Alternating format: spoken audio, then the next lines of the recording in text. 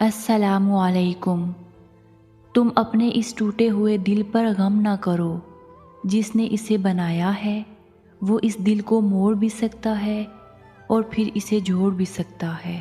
بے شک کبھی کبھی اذان مجھے ایسے بلاتی ہے جیسے بگڑے ہوئے بچے کو ماں بلاتی ہے۔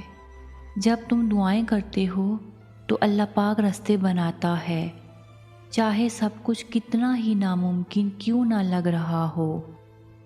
کبھی کبھی تکلیف اتنی ہوتی ہے کہ اللہ پاک کے علاوہ کسی سے بھی بات کرنے کو دل نہیں چاہتا۔ اگر اللہ پاک نہ چاہتا تو تمہارے دل میں ایک ہی دعا کا خیال بار بار کیوں آتا؟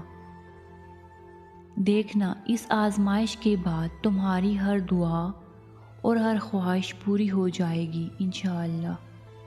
جو نصیب سے نہیں مل رہا، دیکھنا اللہ پاک وہ بھی تمہیں دعا سے عطا کر دے گا۔